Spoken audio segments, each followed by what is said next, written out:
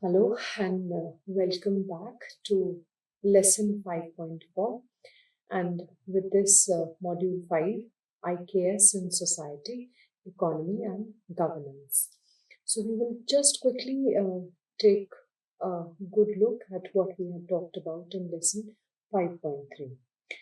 Well, in lesson 5.3 we have talked about the indigenous models of economy, the guilds, and the trade networks. So we saw that in the ancient times there were guilds who were responsible for the smooth running of the trading that happened, the smooth running of economy that happened.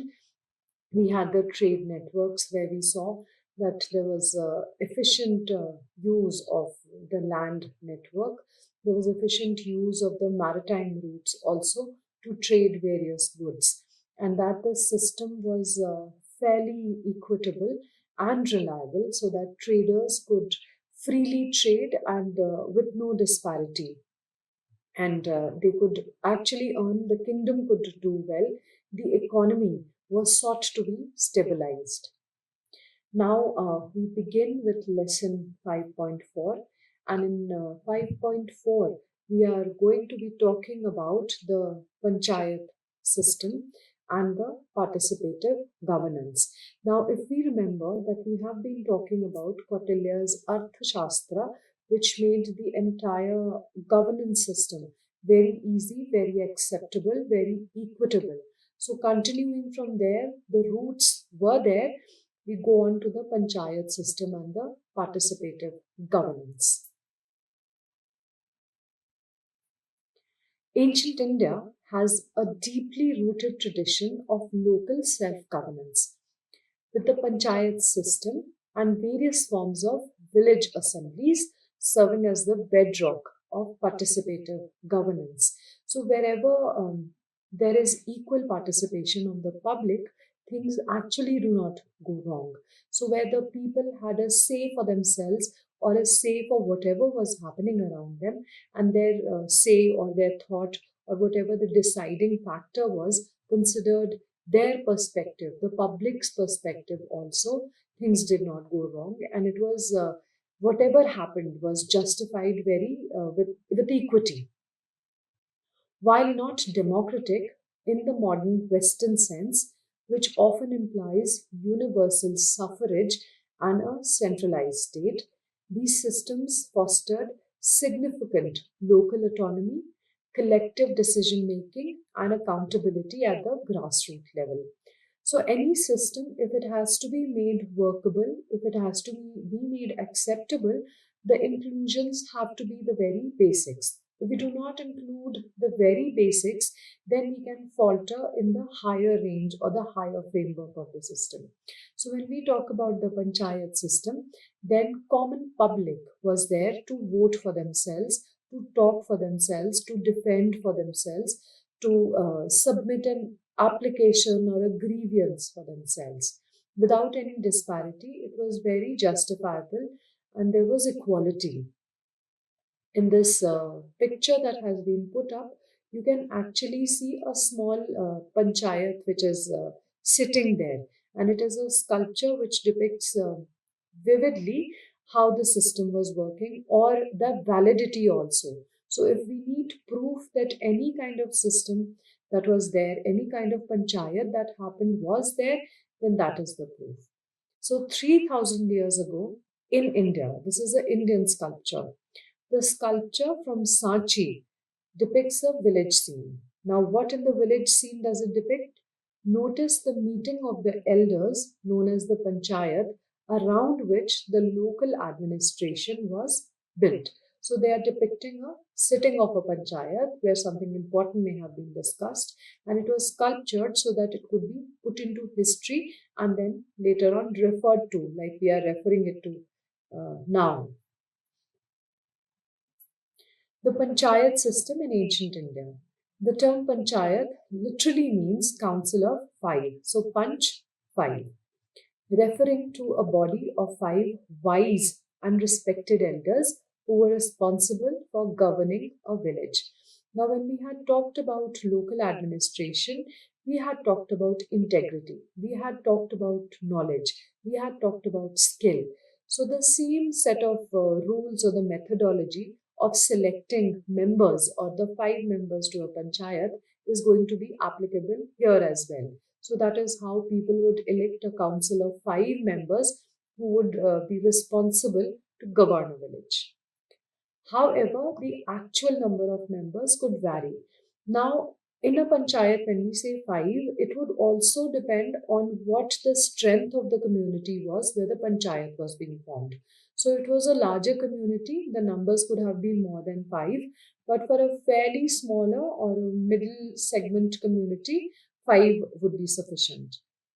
In ancient India, village panchayats or elected councils served as the primary units of local governance. So they were the key aspect of local governance at that point in time. They were responsible for administering the village, managing resources, resolving disputes, and ensuring the well being of the community. These councils were comprised of local elders or prominent residents and held both executive and judicial powers. So they had basic governing powers, executive powers, and just in case any legal kind of matter that came into play was also decided with these panchayats alone.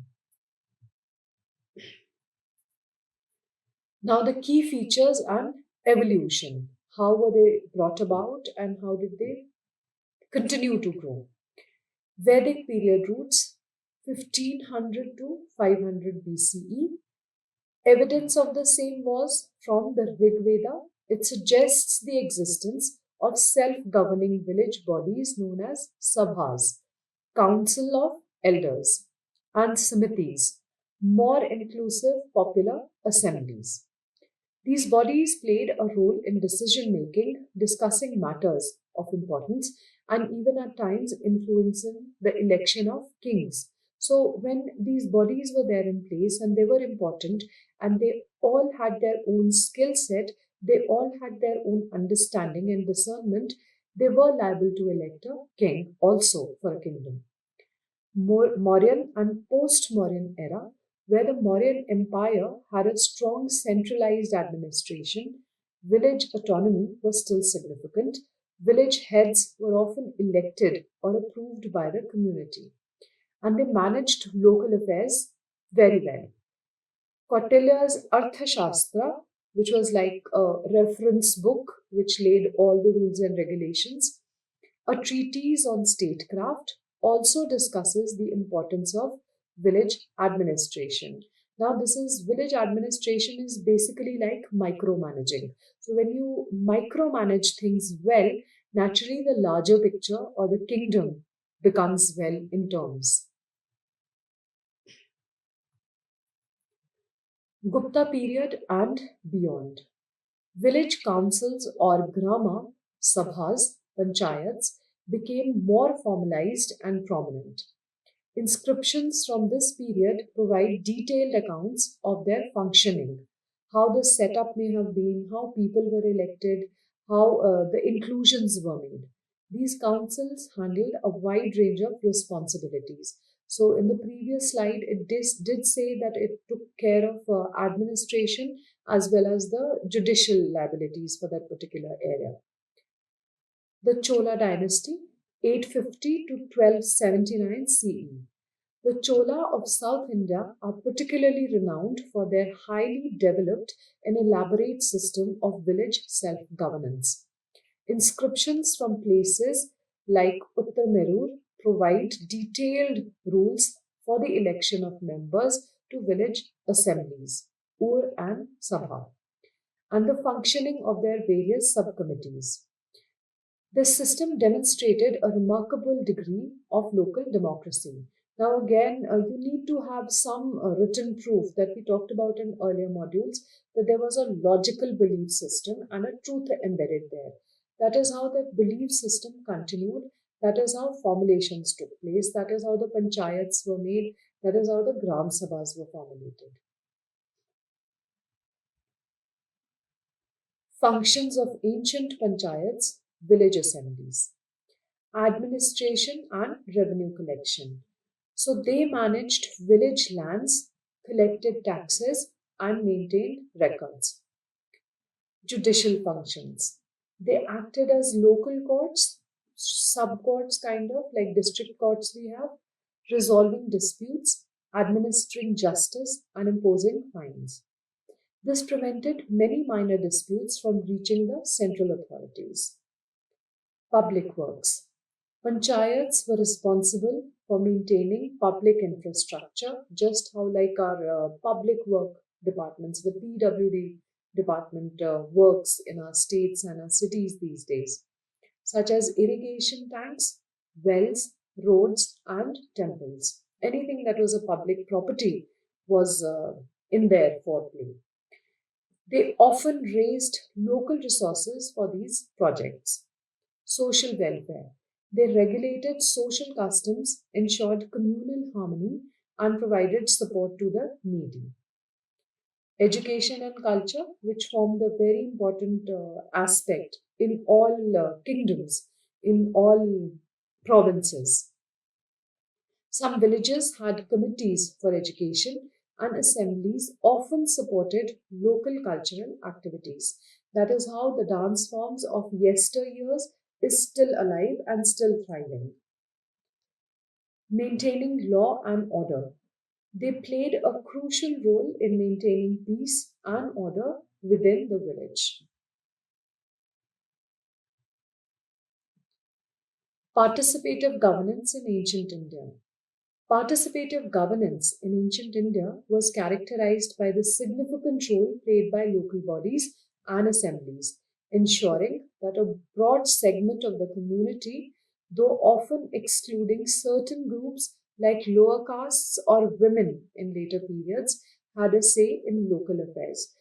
Though it may not seem very fair now, also, when we say that lower castes or women were excluded, but then it was there. It was not rigid then, fluid then, but gradually, with the passage of time, it became rigid for us to follow.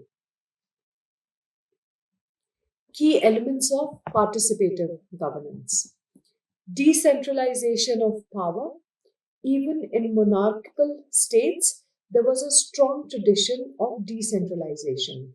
So, with decentralization, there is segregation of work. The burden doesn't fall onto one unit or one person. With considerable powers devolved to local bodies and village assemblies. They were given the powers so that everything did not fall onto one minister or onto one judge or any one particular unit. This prevented arbitrary rule and allowed for local needs to be addressed effectively. So, a person from the local area was in charge. He obviously knew the local problems as well and efficiently could handle that local problem at hand. Village autonomy.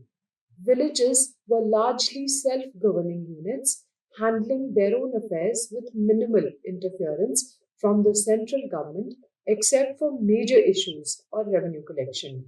Revenue collection because it was all centralized, it was a centralized economic system. So all the kingdoms of the regions fell into the same perspective. Collective decision making.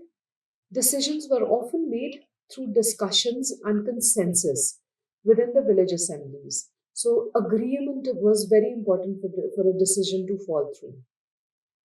This fostered a sense of collective ownership and responsibility. Accountability. The members of the Panchayat or village assembly were accountable to the villagers. In some cases, there were provisions for recalling members who failed to perform their duties. So, if a person he was entrusted with a position and was not able to do justice with the position that he was given, the position would often be taken back. Inclusivity with limits. While not universally inclusive, these bodies often included representatives from different sections of the village, particularly land owning families and respected elders. Respected elders, why? Because they were thought to have knowledge, thought to have understanding, and would have a fair amount of discernment to judge the correct. The Chola system, for instance, had intricate rules for eligibility and election. Role of Sabha and Samiti. Beyond the village level, the Vedic era Sabha, Council of Elders, and Samiti, General Assembly of the People, represent early forms of participatory governance at a broader scale, where discussions and resolutions were made through collective deliberation. Just like how we have the Rajya Sabha, and that is how things work, that is how power is disseminated and things are brought back. Limitations and challenges. While remarkable for their time, these systems were not without limitations. Caste and social hierarchy. The influence and participation often depended on one's caste, wealth, and social standing. Lower castes and women generally had limited or no direct participation in formal decision making bodies. We should be thankful that equality fairly prevails now. Hereditary elements. In some instances, the position of the village headman became hereditary, which could limit true participation. Dependence on central authority. While autonomous, the ultimate authority often rested with the king or the central government, which could intervene in local affairs if deemed necessary. So the king had the last say in everything. If the decision was in a dilemma, then the decision or the matter would be taken to the king's court. So, with that intricacy of the political system, with the economic system, with the administrative system, that was fairly important, fairly outlined, and continues still with the basic framework that we have, the Panchayat system that we have, the representation of all the societies that we have. We continue to still have a strong governing system. With this, we finish lesson 5.4 and the module 5. Thank you.